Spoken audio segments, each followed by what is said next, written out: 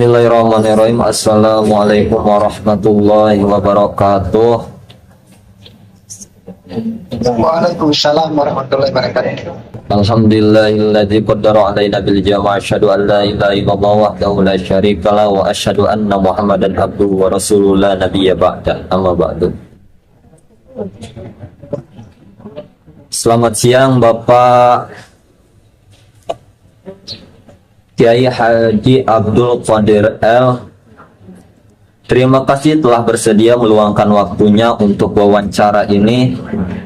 Kami dari mahasiswa Unma Banten semester 1 Prodi PAI dengan mata kuliah Islam dan Qamatul Anwaran. Di sini kami dibagi menjadi 5 kelompok dan kami dari kelompok 5 dengan jumlah 4 orang. Saya Muhammad Ilma Ayatullah dan anggota saya Erlia Istiawati.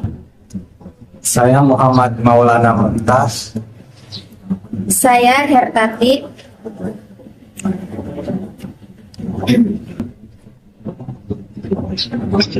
Yang tinggal siapa yang tinggal tadi? Dengan Erlia Hestiawati. Erlia Hestiawati. Iya. Ya. Sebelum kita mulai, bagaimana kabar Bapak hari ini? Alhamdulillah sehat. Alhamdulillah. Kerja pun hujan. Senang mendengarnya Pak. Ya, ya. Apakah Bapak sudah bersedia? Insyaallah kita coba diskusikan. Santai saja. Ya Pak. Bila bersedia, mohon maaf Bapak, wawancara ini akan direkam selama proses berlangsungnya wawancara untuk dijadikan dokumentasi sebagai tugas mata kuliah Islam dan Qamatul Anwaran.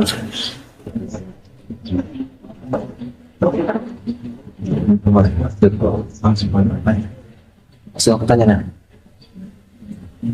Baik, mari kita mulai untuk pertanyaan pertama yang akan ditanyakan oleh anggota saya, Pak. Yang pertama, silahkan untuk ya, Erlia. Nanti ke atas bisa.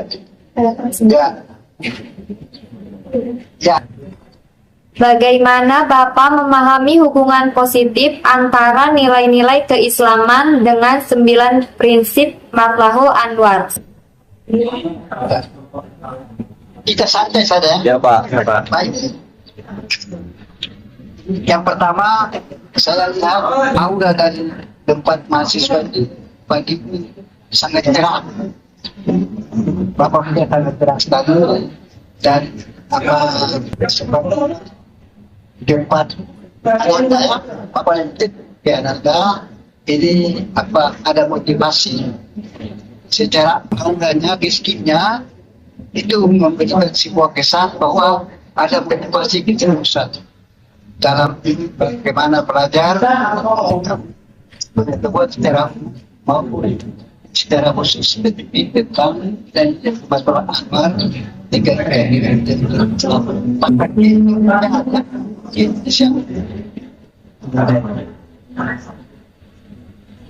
Bapak melihat mungkin dari histori ya, histori kan?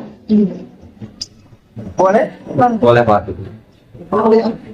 Kita melihat bahwa Matul Anwar didirikan di Memphis sudah 100 berapa? 109 tahun. 100 berapa tahun? 109 tahun kan?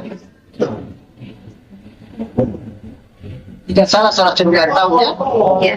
Didirikan tidak salah itu pada tanggal 10 Juni 1916. Berarti Matul Anwar ini berdiri sebelum kemerdekaan. Iya Pak. Betul ya? Iya Pak. Kalau tidak salah itu 29 tahun sebelum kemerdekaan. Iya. Iya.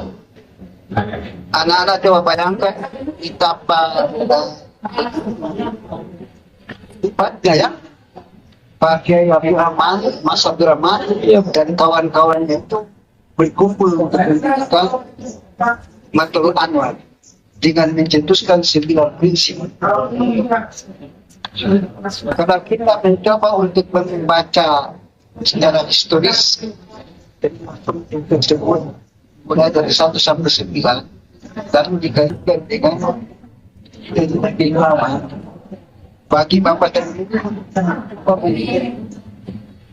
contoh apa tapi dari poin ditambah baca pada itu mereka tidak pernah membayangkan bahwa pada saat itu akan lahirnya Indonesia, tetapi dalam hati kita tentang kemudian atau ada firasat atau mereka memakai semacam apa namanya karena mereka adalah kiai itu sudah ada bayangan bahwa Indonesia merdeka pada saat itu sehingga tidak diputuskan dalam sembilan prinsip ada hubungan erat dengan nilai keislaman bahkan ke Indonesia. Contoh berpegang teguh pada Al-Quran dan adik-adik ibu tidak bisa dengar ya? Bisa Pak. Bisa Pak. Kedengaran Pak. Bisa. Bisa. Ya kedengaran. Yang pertamanya itu berpegang teguh kepada Al-Quran dan Sunnah. Jika ini jika saat ini tidak akan berubah apa-apa, tidak akan berubah selama kita hidup, selama kita masih ada di bumi ini. Itu Al-Quran dan Al-Hadis pegangan baik dalam pelaksanaan ibadah salat, puasa bahkan ibadah sosial lainnya itu tetap berpegang kepada dasar tadi Al-Quran dan Al-Hadis. Kemudian nilai yang kedua bersatu dalam akidah. Itu para pendiri sudah berpikir bahwa pada satu ketika akan terjadi kemerosotan akhlak, terjadi sebuah pergeseran nilai. Pada saat itu kan mereka kita tidak tahu, tapi mereka sudah berpikir bagaimana ke depan nanti terjadi apa sebuah kehidupan di zaman globalisasi seperti sekarang dengan teknologi yang begitu maju. Mereka sudah mencetuskan bagaimana nanti akidah umat itu terperosot ke dalam jurang-jurang kebinasaan. Dulu kan belum ada apa namanya narkoba, belum ada apa ya hal-hal yang nantinya akan meneruskan akidah umat itu. Tapi mereka sudah berpikir pada satu ketika ada kecenderungan para generasi muslim itu terbawa dengan arus-arus peradaban kehidupan. Mereka cetuskan bahwa tetap bersatu dengan tidak. Mereka sudah berpikir bahwa akidah Islam yang berpegang kepada Al-Quran dan Sunnah tadi akan tergeser pada satu ketika dengan sebuah perubahan global yang akan menantang generasi tadi. Mereka sudah menjelaskan ke sana bahwa kita tetap bersatu dalam akidah. Kemudian bersama dalam ibadah. Kita lihat kalau yang dibilang jamaah dalam ibadah itu jamaah dalam ibadah berarti kita meluruskan saf, bersatu, tidak akan bercerai-berai. Itu adalah sebuah kehidupan sosial kemasyarakatan yang terbangun memulai dari kemasjidan, memulai dari jamaah tadi, terus kemudian kita bersosialisasi dalam kehidupan sosial kemasyarakatan. Jadi persatuan dalam ibadah tadi akan melahirkan sebuah kehidupan yang lebih luas lagi, baik itu di internal kehidupan keluarga, tetangga, masyarakat, sampai kepada kehidupan berbangsa dan bernegara. Itu akan berfokus dalam bagaimana kehidupan berjamaah tadi. Padahal dulu mereka belum terpikir bahwa ada di Indonesia sudah 29 tahun baru bisa lari, tapi mereka sudah sejauh itu sudah terpikir. Kebetulan berikut lagi toleransi dalam khilafah. Khilafah berarti perbedaan pendapat ya antara apa satu kelompok lain dengan kelompok lain. Mereka sudah berpikir bagaimana berpikir bagaimana untuk kita membangun sebuah kehidupan yang toleransi, baik toleransi dalam antar sesama agama maupun interaksi internal kita sendiri, interaksi antara eksternal, bahkan toleransi dengan umat-umat yang lain. Itu kan tidak belum terpikir bahwa ada Indonesia ya. Mungkin adik-adik sekarang rata-rata 20 Pak. 19. 19. tapi para pendiri kita itu 29 tahun baru merdeka, mereka sudah berpikir bagaimana kehidupan toleransi. Sekarang kan oleh para pencetus kemerdekaan, oleh pemerintah ada buatnya, ada toleransi beragama, ada forum kerukunan umat beragama. Dalamnya itu tertulis semua agama masuk dalam bagaimana menciptakan sebuah kehidupan yang toleran, saling menghargai antara sesamanya. Tujuannya adalah sebuah kehidupan yang bebas, kehidupan yang aman, kehidupan yang tentram, sejahtera untuk kemaslahatan bangsa dan negara menuju kepada negara yang berdaulat dan beribadah pun. Lanjut bersatu bersikap teguh terhadap bid'ah. Kita melihat bahwa para pendiri-pendiri kita ini dari jauh sebelumnya bahwa berpikir bahwa pada satu ketika pasti terjadi perbedaan pendapat, khilafiyah dalam berpikir, dalam berpandangan. Mereka sudah berpikir bagaimana bisa bertoleran, bersifat tegas dalam khilafiyah, dalam dinya, kita bagaimana membangun kebersamaan antara sesama umat. Sebab kalau kita bicara soal khilafiyah, berbeda pendapat, itu adalah salah satu sumber yang nantinya akan membuat masyarakat antara satu dengan lain terjadi perpecahan. Karena masalah toleransi. Tapi mereka juga bagaimana berpikir toleran dalam khilafiyah. Kemudian bersikap tegas terhadap bid'ah. Dan kita lihat kalau dari konteksnya, bid'ah itu kan terbagi ada dua bagian. Ada bid'ah yang boleh dan bid'ah yang sama sekali tidak boleh kita dalamkan. Tapi mereka dari jauh-jauh sudah berpikir bagaimana mempertegas terhadap sikap bid'ah itu sendiri.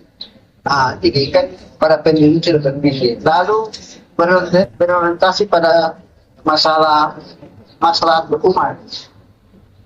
Soal keumatan ini kan sesuatu yang perlu kita bangun secara bersama-sama. Kalau dikaitkan dengan mata kuliah pendidikan agama Islam ya, adik-adik kan PAI ya? Iya. Iya Pak. PAI itu Iya, Ya, Pak. Pak. pendidikan agama Islam tentu kita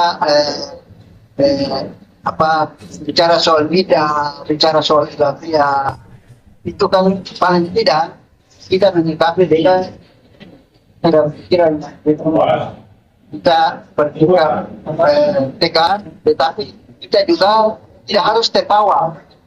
Tegas dalam pengertian kita memisahkan, tetapi bukan dengan tegas kita membuat bahwa dengan perbedaan pendapat tadi kita harus berantem.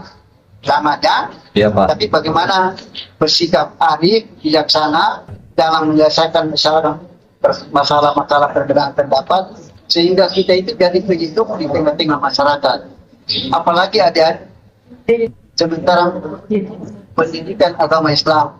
Pendidikan agama Islam itu kan memiliki sebuah nilai bagaimana hati kita, jiwa kita, pikiran kita fokus bahwa ini kita bawa siar.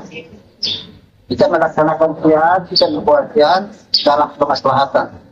Kemudian piawai dalam siasat ini kaitannya dengan piawai dalam siasat ya. Jadi setiap persoalan bangsa, persoalan kemasyarakatan, persoalan bid'ah, persoalan khilafiyah, kita harus bersikap piawai.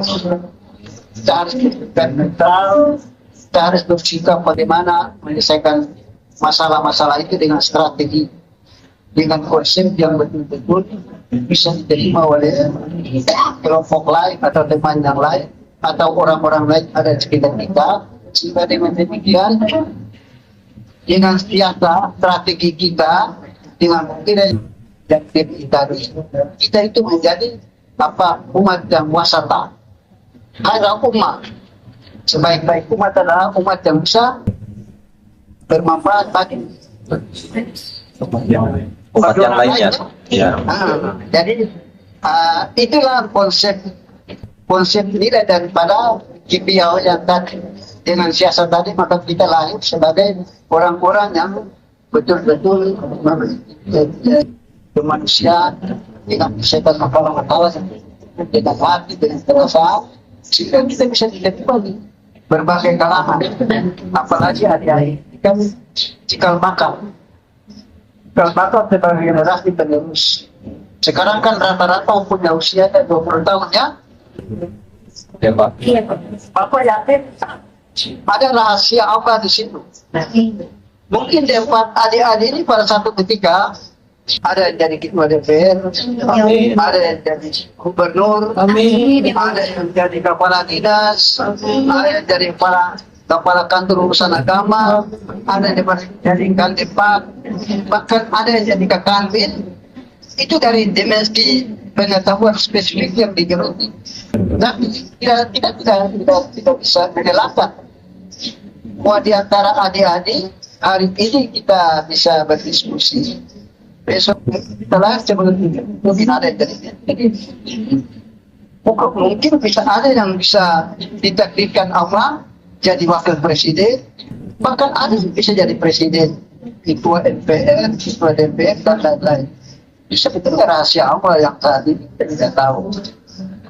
Intinya bagaimana adik-adik mengasah diri dengan menggeluti pendidikan Matul Anwar, itu mengasah diri untuk bagaimana bisa mempersiapkan diri dengan nilai-nilai tadi, kearifan, nilai-nilai kebangsaan, nilai-nilai keagamaan, apalagi masuk dari nilai Matul Anwar, 9 prinsip ini. Kalau begitu dipegang secara baik, dipelajari secara baik, dihayati secara baik, insya Allah adik-adik anak-anaknya akan lahir sebagai orang-orang yang nantinya akan dipercayai pada masanya. Kalau sekarang umur 20 tahun berarti 30 tahun kemudian atau 20 tahun kemudian setiap umur 40 tahun. Kan Rasulullah kan pada saat kematangannya itu dia sampai 40 tahun ya. Jadi adik-adik insya Allah akan matang itu pada saat itu. Tetapi ada yang di bawah itu. Tetapi jarang sekali ya, itu langka sekali bagi orang-orang yang ini. Tapi kalau adik-adik akan rata-rata itu dia sampai 40 tahun, pasti adik-adik akan posisi tersebut. Kebetulan berikut pertama membangun masyarakat dan dengan pemerintah. Bayangkan, saya tanya dulu pada saat Matul Anwar didirikan 1916 ada kan kita masyarakat dengan kita pemerintah pada saat itu para Kiai Abdul Rahman dan teman-teman. Apa Pak? Apakah sudah terpikir pada saat itu? Enggak Pak. Bahwa ada pemerintahan? Ada Pak. Belum. Sudah terpikir? Belum. Belum. Kenapa mereka harus mencetuskan pada poin ke-8 membangun masyarakat dan pemerintah? Kenapa itu dicetuskan dalam poin yang ke-8?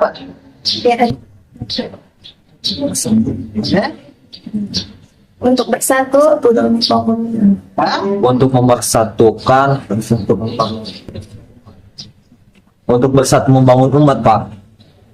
Ya, jadi bersama membangun masyarakat dan pemerintah. Kalau umat oke. Pada saat dicetuskan Matul Anwar didirikan, khususnya mengarah kepada umat ya. Iya Pak.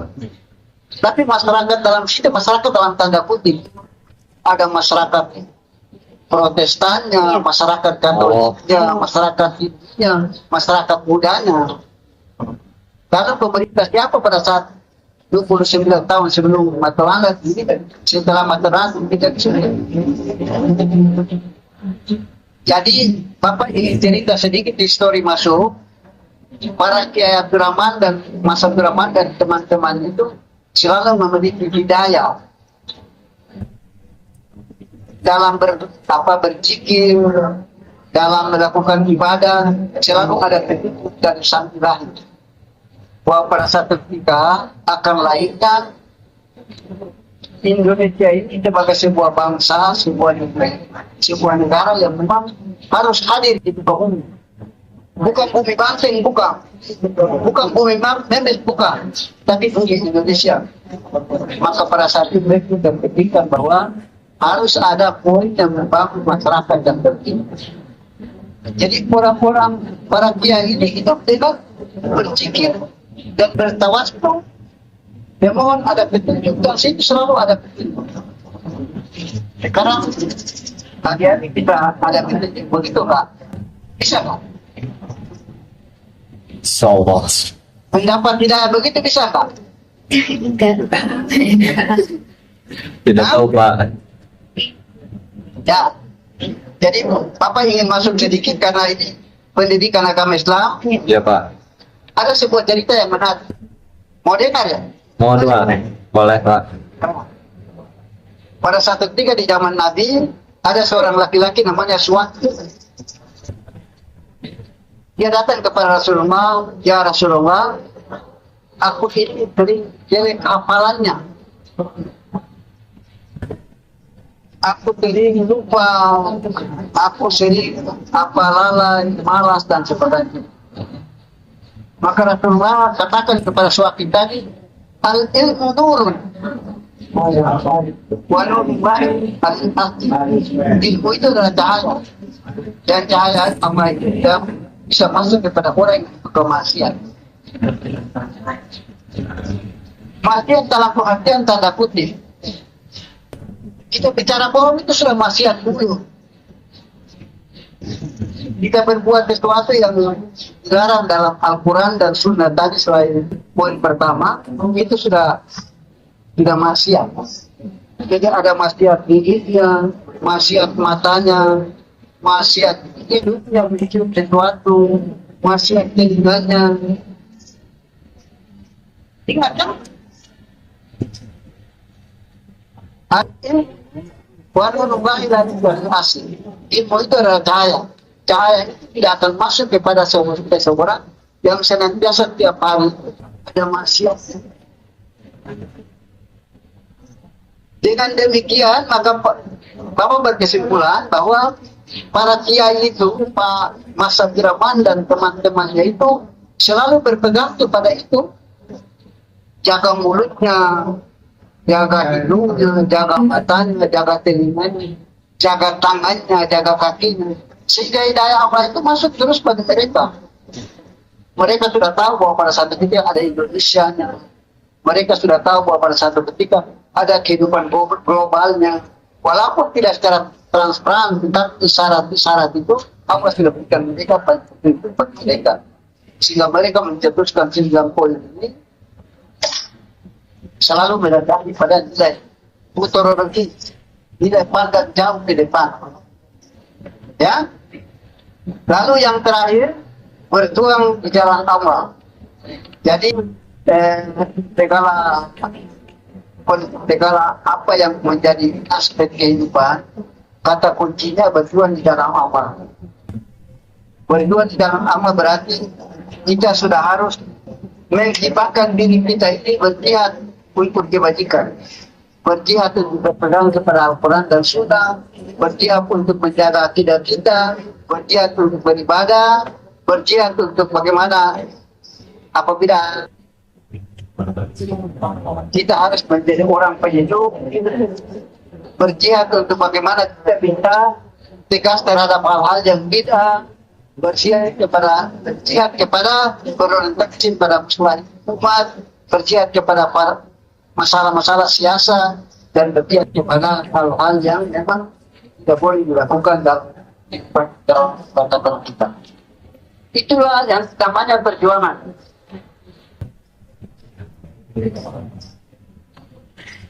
Ang nanti ada dan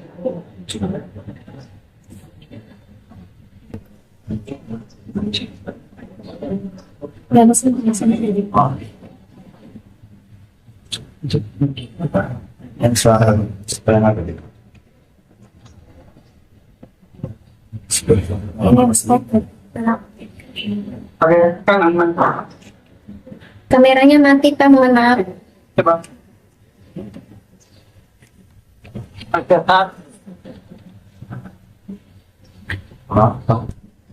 barangkali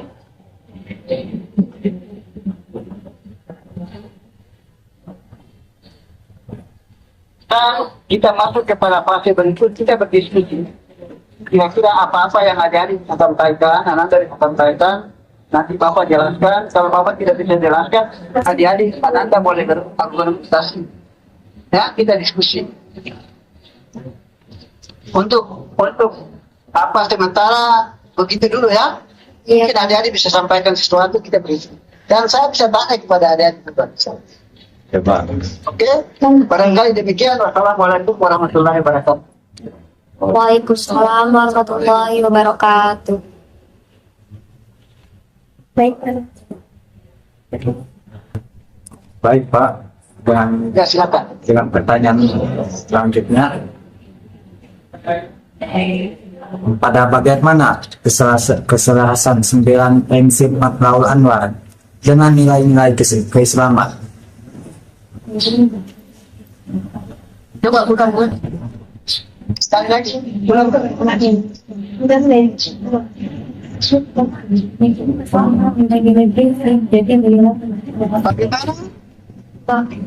Mohon maaf Pak. Apakah ke-9 prinsip Matlahul Anwar tersebut diterapkan di lingkungan Bapak atau di sekolah gitu Oh, Pak? Iya. Ya. Baik.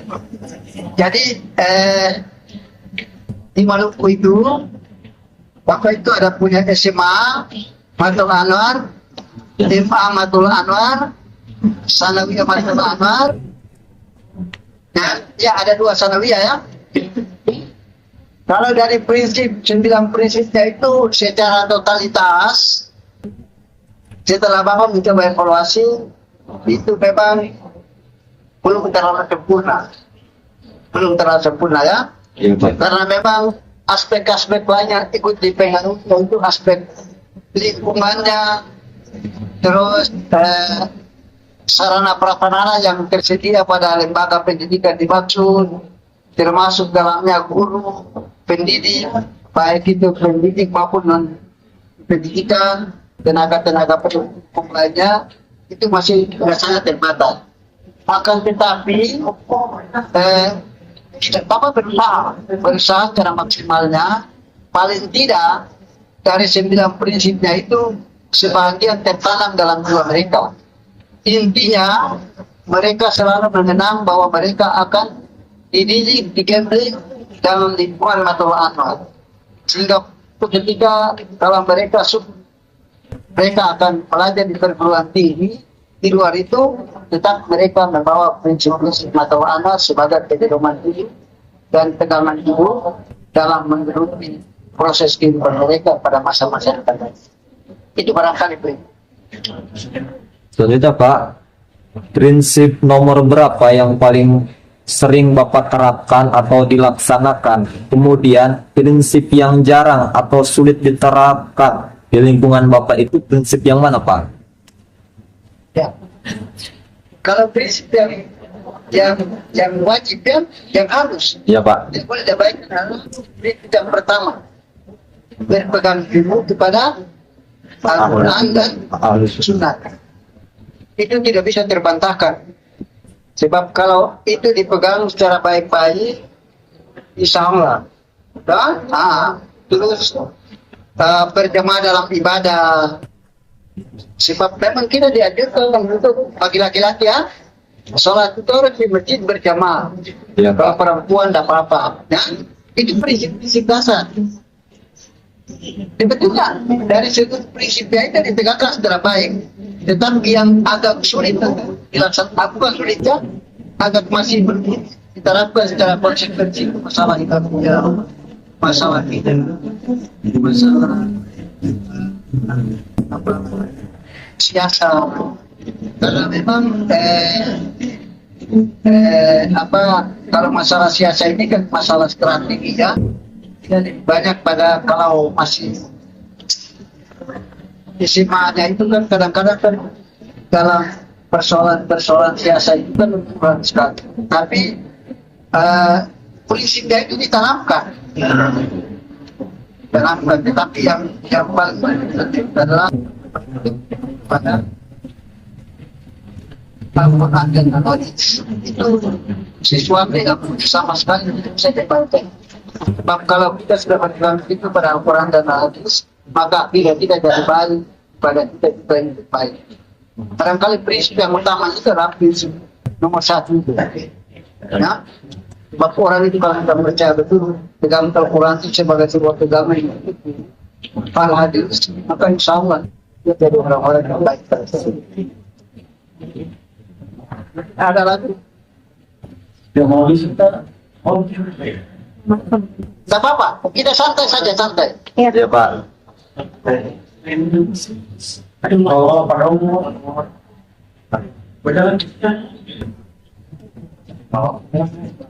Baik, pertanyaan selanjutnya, jika ada prinsip yang sulit tidak diterapkan, itu mengapa alasannya? Ya. Sebetulnya dari 9 prinsip ini tidak ada yang sulit. Yang sulit. Cuma karena faktor lingkungan masyarakat tadi yang Bapak katakan, itu sebetulnya kalau kita mencoba membaca tidak ada yang sulit. Soal lingkungan itu akan mempengaruhi dan akan ditanjung secara edukasi, secara pendidikan itu diterapkan. Pengenalan itu diterapkan bahwa matul anak ini prinsip yang sama sekali tidak boleh dilewatkan dalam proses belajar mengajar.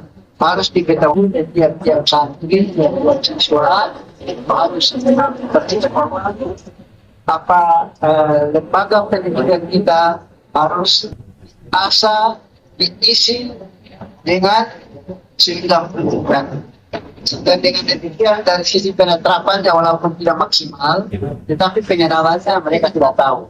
Katakanlah Bapak sendiri tidak mengenal betul sisi pribadinya, ya. Tetapi secara pengenalan lewat unit istilah seperti ini. Bagi penduduk kita orang sudah kenal, dapat prinsip data itu ya, jadi seperti itu. Tidak apa-apa, kita cerita biasa sampai saja sampai. Ya Pak. Terus Pak, apakah apakah ke-9 prinsip tersebut sudah masuk dalam kurikulum pembelajaran di sekolah Bapak? Oh ya, kalau dibilang masuk dalam kurikulum pendidikan di sekolah lingkungan Anda di Provinsi Madura wajib. Bukan tidak masuk, kan wajib. Oh, wajib ya Pak. Wajib diketahui. Itu fardu ain. Ya Pak. Tadi Bapak bilang bahwa kalau cuma mengenal, kan tidak harus memberitahu siapa yang orang. Jadi prinsip itu masuk di dalam. Bahkan bila perlu, dia jadi sarapan pagi. Sebelum belajar, pada tanya siapa yang bisa menyebutkan 9 teman-teman. Ini kan apa dong? Manfaatnya saja tidak indikasi bagaimana mendalam secara fungsionalisasinya, bukan strukturnya. Kalau strukturnya berapa prinsip Matul Anwar? 1, 2, 3, 4, 5, 6, 7, 3 disebutkan ya. Itu strukturnya. Tapi fungsionalisasi dalam prinsip pertama umpamanya berpegang teguh pada Al-Quran dan Hadis, harus tahu nilai Al-Quran dan Hadis, harus tahu baca, harus tahu hafal, harus tahu menayat. Jadi fungsionalisasinya itu yang diutamakan, bukan strukturnya ya. Oh iya Pak. Jadi wajib dong. Kalau mau masuk ke sekolah Matul Anar, wajib memahami juga dengan segala istiqomahnya. Oke, dan lain. Iya Pak. Jangan pertanyaan-pertanyaan to the point, jangan. Harus ada kajian baru masuk. Iya. Oh iya Pak. Dan akhirnya masih saya mesti. Bagaimana lah? Oke, lanjut. Bagaimana cara mensosialisasikan keseimbangan prinsip tersebut dalam lingkungan Bapak? Contohnya seperti apa? Sosialisasinya. Kalau saya, Bapak sekarang kan sekolah Bapaknya itu kan ada di kabupatennya, Bapak sering ke sana. Tetapi cara mensosialisasikan yaitu kita membawa prinsip tadi 9 prinsip dalam kehidupan kemasyarakatan. Kita praktik bagaimana apa dengan mempelajari di dalam Al-Quran dan Al-Hadis, apa bersatu dalam akidah sosial kemasyarakatan yang baik. Kita menyempatkan diri tengah-tengah masyarakat. Bahkan Bapak sering melaksanakan kegiatan-kegiatan kemaslahatan. Pamannya sering berfokus ini lakukan kegiatan-kegiatan bimbingan pelayanan jenazah ataupun kegiatan-kegiatan lain. Selalu membawa label Matul Anwar. Membawa label Matul Anwar berarti mensosialisasikan nilai Matul Anwar. Matul Anwar itu bagaimana bisa berbuat kemaslahatan kepada masyarakat dalam secara umum. Dan itu adalah membawa prinsip 9 prinsip dalam kehidupan sosial kemasyarakatan. Jadi tergantung kita. Apa kita belajar dari lembaga pendidikan Matul Anwar, kita keluar dari lingkungan Matul Anwar, lingkungan pendidikannya, kita bawa prinsip dalam kehidupan sosial kemasyarakatan pada lembaga yang lain. Itu tergantung kita. Jadi Bapak harapkan dari adik-adik dan belajar di Memes ya. Iya. Matul Anwar Ummah. Kalau belajar di Ummah pendidikan agama Islam, kan cikal bakal jadi guru ya. Iya. Insya Allah Pak. Nah, pada satu ketika kalau sudah lulus, Bapak dipanggil bisa mau di lembaga pendidikan Bapak di Majukusi. Amin. Mantap Pak. Coba. Iya, Pak. Iya. Karena ada lembaga pendidikan itu ada satu sekolah MTS yaitu ada di daerah Mualaf ya. Coba. Malam. Zaman Fikram. Itu membutuhkan guru yang memang punya kompetensi pengetahuan yang terasa dengan baik dalam mendidik anak-anak ke depan. Sama kalau adik-adik itu 4 tahun kemudian bisa telepon Bapak, Pak, kita mau mengabdi baru. Nah, Insya Allah. Insya Allah Pak. ini ya masuk di sini. Nah, Ya Pak. Bapak, itu prinsip. Bapak sudah berapa orang yang Bapak gembel di apa kemarin Bapak saya tidak usah kasih tahu siapa-siapa ya. Orang di sana, orang macam mereka punya visi sebelum mereka sangat bisa dari apa tambah di kasih selesai. Para ujian sarjana juga besok yang dia sarjana malam sini Bapak uji mereka keluar. Alhamdulillah artinya juga lumayan ya, B-nya bagus. Bahkan ada yang pakai jam laut ya. Oke, yang lain lagi, yang lain. Jadi itu aja betul. Ya Pak. Baik Pak, pertanyaan selanjutnya, bagaimana cara Bapak mengevaluasi atau menilai keberhasilan dalam menerapkan ke-9 prinsip tersebut di sekolah Bapak? Evaluasi mahasiswa tahu. Belajar. Evaluasi betul. Mengevaluasi keberhasilan dalam menerapkan ke-9 prinsip tersebut di sekolah Bapak. Ya. Kalau Bapak evaluasi seperti yang tadi Bapak katakan, dari aspek evaluasinya, dari prinsip yang 9 ini memang kalau menurut Bapak, kalau kita terapkan dalam waktu 3 tahun di sebuah lembaga, itu memang belum secara paripurna. Balik lagi belum secara paripurna bisa diterapkan dengan baik. Akan tetapi paling tidak ada nilai-nilai yang melekat pada siswa-siswa itu. Ada nilai melekat yang melekat, sehingga begitu mereka keluar dari lembaga itu mereka menjadi orang-orang yang memang memang prinsip tadi, dan itu bisa diterapkan pada kehidupan di keluarga, di masyarakat, maupun di paling tidak mereka akan menjaga diri sebagai bakal orang-orang yang memang pernah kecil bakal itu yang perlu yang penting pada pokok. Terus ada saya lihat belakangan ini kan orang-orang yang ada di Matola Anwar itu bukan orang-orang dari lembaga Matola Anwar. Secara biologisnya tidak ya, termasuk Bapak juga tidak. Bukan sekolah di Matola Anwar, bukan belajar perguruan tinggi Matola Anwar, tapi dari sekolah. Tetapi berusaha untuk mendalami prinsip Matola Anwar. Ketika Bapak masuk di pengurus wilayah Matola Anwar, bukan dari biologis Matola Anwar, bukan, tapi berusaha untuk belajar. Oleh karena itu adik-adik ini memegang sebuah amanah yang berat. Amanah yang berat kenapa? Lahir dari si Matola Anwar, besarkan dari Matola Anwar. Pada satu ketika berkata si manusia biasa dari Matola Anwar. Amanah itu harus dilaksanakan dengan baik. Karena kita kan kita jadi apa? Berarti ya, kalau sebuah amanah diberikan oleh lembaga kepada kita untuk menjaga, kalau kita tidak jaga secara baik, maka kita maksimalkan diri. Ini prinsip.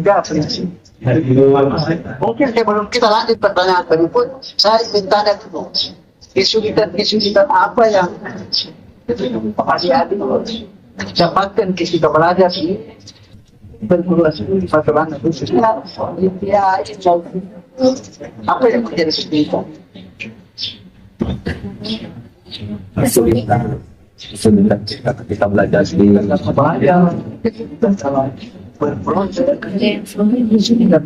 apa saja?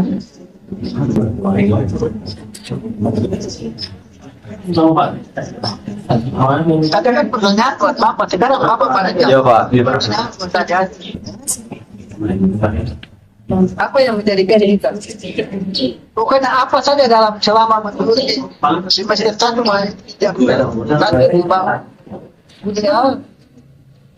sampai dengan kritik ini, apa kesulitannya?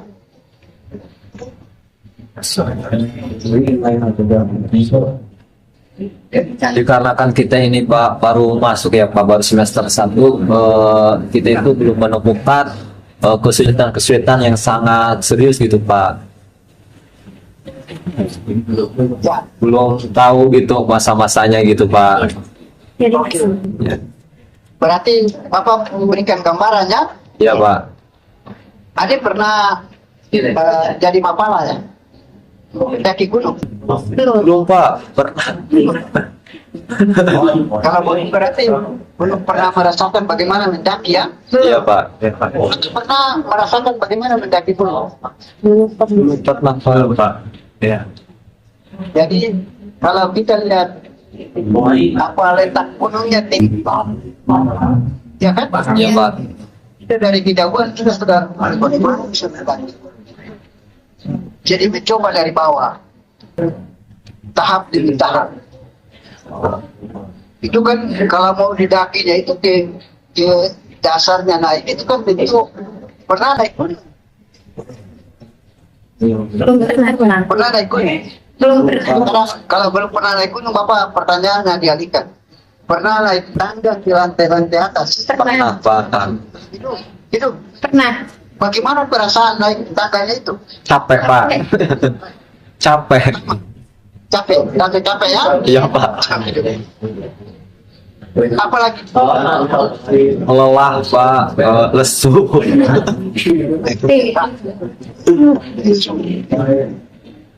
apalagi Naik selangkah demi selangkah Pak. Naik. sampai ke tahap ya. Iya Pak, bertahap. Ya. Ada capek, isu, lelah, tahap itu tahap. Ada bosan.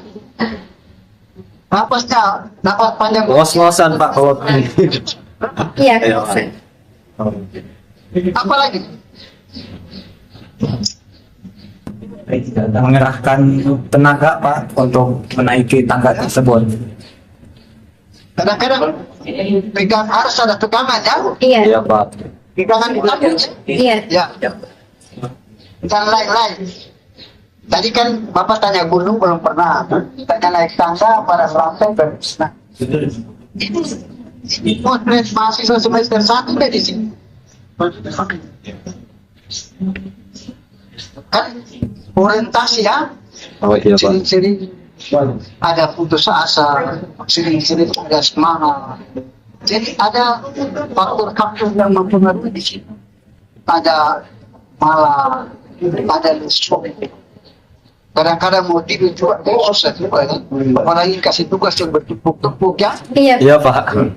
Ya, tarik napas juga tengah malam. Mau bikin ini belum selesai, ini tambah lagi. Ya kan? Iya Pak. Inilah dinamika mahasiswa semester 1. Banyak pergi dan banyak masalah-masalah yang dirasakan pada saat itu. Tapi begitu jadi mahasiswa bersemangat. Begitu masuk pelajar sudah mulai ada dinamika. Nanti melewati semester 1 masuk semester 2 masih ada dinamika juga. Semester 3, semester 4, semester 5, semester 6 mata kuliah sudah selesai, tanpa dinamika dipandang. Karena pada saat itu dihadapkan dengan masalah judulnya, masalah proposalnya, masalah skripsinya. Itu lebih banyak lebih dihadapkan lagi dengan masalah keuangan orang, kemampuan orang tuanya. Syukur-syukur ini kan secara umum ya, bukan khusus buat tadi ini. Kalau orang tuanya apa dari finansialnya lancar, gak apa-apa. Masalah tempat tinggalnya, ya kan? Apalagi kalau adik-adik dipaksakan semester 1 sudah mengenal teman-teman cowok, yang cowok mengenal teman cewek. Itu pengaruh dinamika berpikirnya. Maka tadi cerita tadi dari awal Bapak sampaikan tentang sewaktu orang laki-laki bertanya kepada Rasulullah, ya Rasulullah, aku ini hafalan, aku ini suruh apa-apa, maka Rasulullah bilang, takdir wa nurun lahir asli. Ilmu itu adalah cahaya. Kalau cahaya apa itu sudah terpatri dengan apa kabut. Yang laki-laki itu pikir soal cium, yang cium pikir soal cowok, kabut. Tidak fokus lagi. Kalaupun fokusnya terbagi. Oleh karena itu, saran Bapak sebagai orang tua, mulai mendaki dengan kecapean, malas, tahap tahan napas, harus ada pegangan sambil hindari pada hal-hal yang seperti itu. Jangan kita beban buat yang seharusnya belum saatnya kita berpikir, kita sudah harus jadi beban, maka uang kita dibuat itu akan menjadi tabung kita. Kalau cukup tabung kita tidak apa-apa, tapi terjadi turbulensi, maka pesawat itu harus baik. Seperti kita juga, kalau kita tidak fokus pada satu kebutuhan, harapan orang tua yang ada impian harus anaknya jadi sarjana, harus anaknya punya masa depan, baiknya zaman dan harapan orang tua akan bertambah. Orang tuanya masih ingin Alhamdulillah masih Pak. Masih Kalau Pak. adik, Masih. Ibu Putih masih hidup. Masih ada. Oh, Apa-apa orang kaya masih hidup. Masih Pak. Masih. Ingatnya, dalam setiap gerak langkah kehidupan, selalu terbayang orang tua di depan. Orang tua dengan susah payah mencari nafkah, mencari uang, berdoa sebagai tua, papa mama dengan tua. Itu bagaimana kita sukses. Jangan kita mengkhianati apa yang menjadi harapan kita orang tua. Kalau sudah kabut dengan itu, maka saat itu kita sendiri akan memberikan kamu pada harapan masa depan orang tua. Ini nasihat, tetapi nasihat itu mengandung edukasi di mereka. Karena semester 1 harus diberikan pegangan, harus diberikan penguatan. Bungkus ya? Iya Pak. Oke, itu dari bapak ya, dia. Mana lagi kalau ada lagi ke bapak? Baik Pak. Apa dampaknya atau hasil nyata dari penerapan ke-9 prinsip tersebut di sekolah Bapak? Oh ya, dampaknya. Dampaknya ya Pak. Jadi begini. Sebetulnya dampak secara umum dan secara khusus itu ada. Secara umum kalau memang ada siswa yang betul-betul berpegang kepada 9 prinsip itu, ia belajarnya bukan berpegang, bukan menghafal, bukan menghafal dan bukan berpegang. Tetapi kalau ada siswa yang betul-betul menghayati sebuah profesionalitas dan itu bersama. Jadi kalau masyarakat, warga, maupun perusahaan dan saya Pak Mahfud dan harga sosok yang pendidikan pada perempuan. Tapi kalau kita ya betul-betul maka kita itu akan sosok kurang dikenal, kurang percaya, bahkan kurang dihargai. Jadi ada positif dan ada negatif. Oleh karena itu bagusnya kan nggak susah ya kita menghafal tidak dari kita menghayati fungsionalisasi kan nggak susah. Sekarang ini kalau kita lebih mau dalam kita nggak ada susah. Fungsi-fungsi yang ada dalam prinsip itu tinggal buka di Google saja. Buka di Google kita baca kita menghayati. Kita baca kita menghayati. Kalau itu kaitan dengan ayat dari Al-Quran, kita coba buka ayat. Kalau kita lihat pada asbabun, sebab-sebab ayat itu bukan pada zaman apa, akibat apa, kita bukan belajar. Bukan tafsir. Kita belajar karena kita bukan belajar. Saya kamu buat apa yang ya?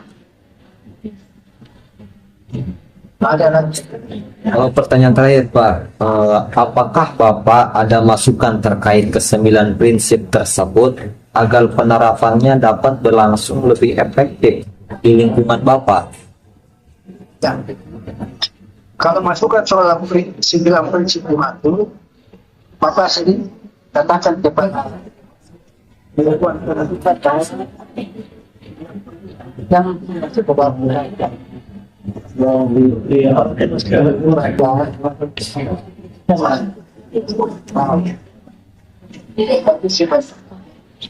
Selain dibaca, dan juga menghayati umpamanya kita mendalami dengan mereka Al-Quran tadi itu masuk ke ayat Al-Quran yang orang kan sebab dunia pada zaman apa kondisi apa saja sehingga kita paham ya. Tapi kalau sekadar kita membaca jangan apalagi ada yang sudah masuk satu ini hati-hati harus bersyukur kesempatan itu.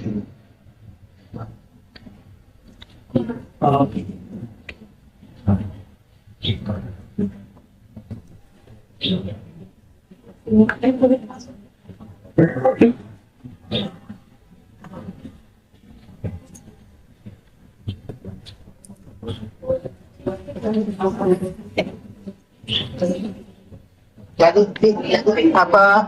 intinya Bapak berpikir intinya agar betul-betul mana ya. Jadi selain di Bapak, jadi Bapak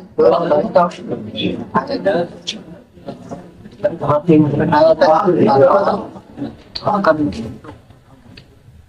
apa potret jiwa raga, potret sosok tadi bagi yang dia bantu betul dapat apa menjadi pemimpin untuk masyarakat yang mulia. Ya, itu prinsip. Mungkin yang lain,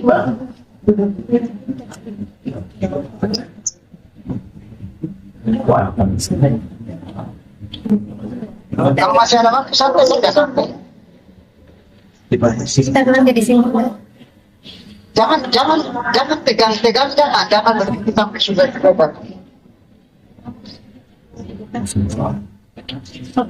Santai saja. Baik, terima kasih banyak Bapak Kiai Haji Abdul Qadir L atas waktu dan jawaban-jawaban yang sangat berharga. Kami sangat menghargai kesempatan untuk mendengar pandangan Anda mengenai 9 prinsip Matlaul Anwar. Apakah ada hal yang ingin Anda sampaikan atau pesan yang Anda sampaikan sebelum kita akhiri? Ya, baik.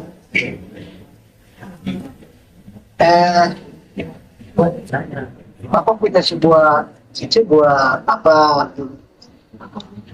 pegangan hidup. Jadi janganlah takut capek dalam masalah kita. Pasti ada.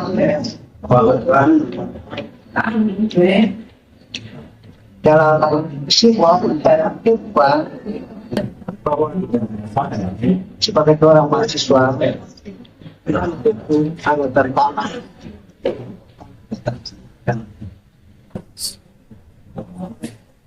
tetapi tantangan itu apabila ibaratkan sebagai seorang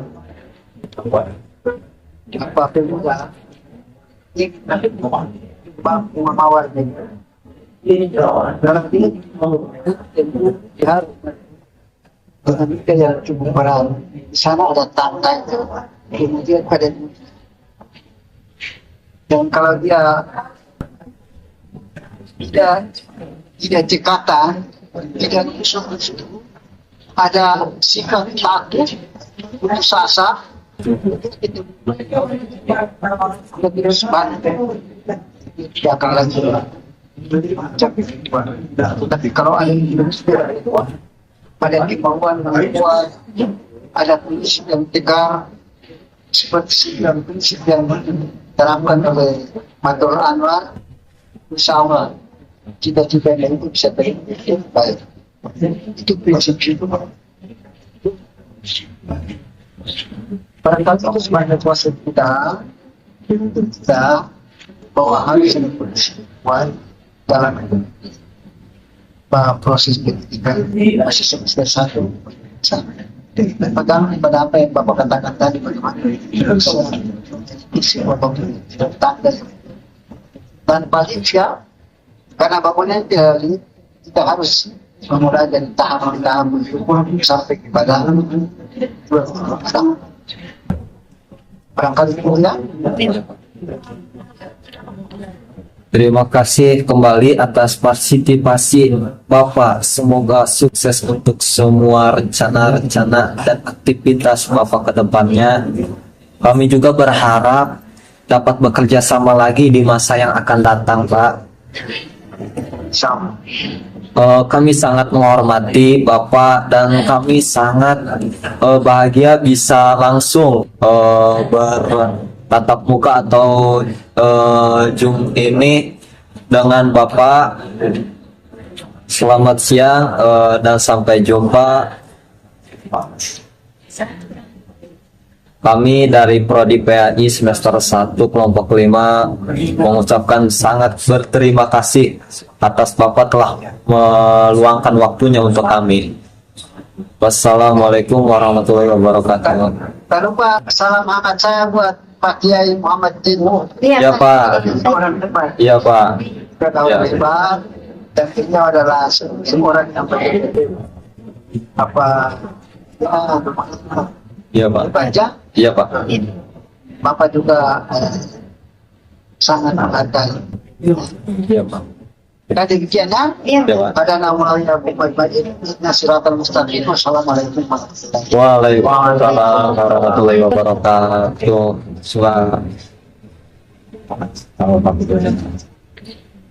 Oke.